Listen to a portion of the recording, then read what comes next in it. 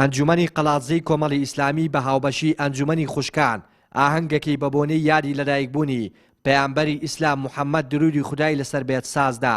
لە ئاهەنگەکەدا مامۆستایانی ئاینی بە وتار و ئامۆژگاری و هونەرمەندان بە وتنی سرود ئاهەنگەکەیان ڕازاندەوە.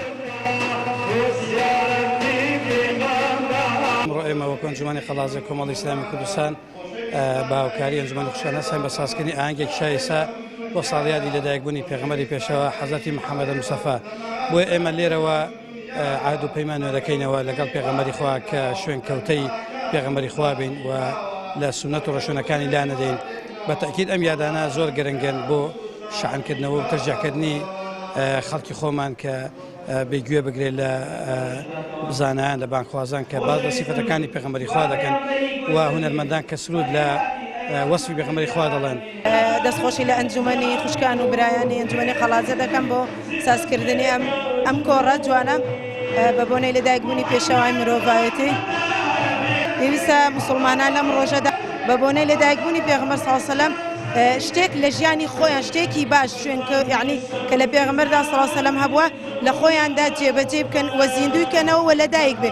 ئەمانەوێت دەست بە باڵای خۆشەویستی تۆوە بگرین، دەست بە باڵای ئاڵای واڵای تۆوە بمرین.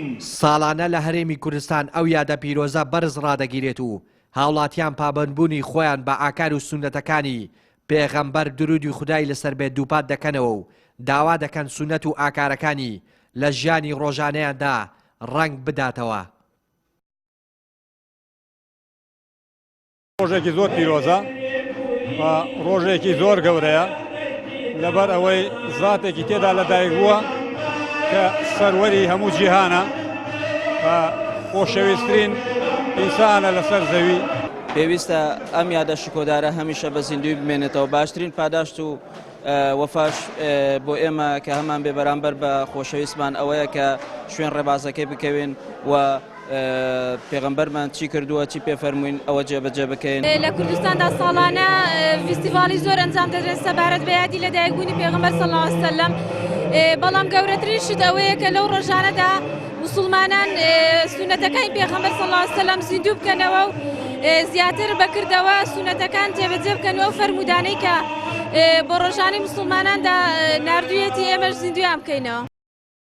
بەرزڕاگرتن و یادکردنەوەی بۆنە ئیسلامیەکان لە هەرێمی کوردستان لا دێرزەمانەوە بە شێوەیەکی خۆرسکی لەلایەن هاوڵاتیانەوە بەڕێوە دەچێت و هاوڵاتیانیش پابەندبوونی خۆیان بۆ پێغەمبەری ئیسلام درودی خودای لەسەر بێت دووپات دەکەنەوە. ڕێناز ئەرسەلان، کەناڵی ئاسمانی پەیام، دەڤەری پشدەر.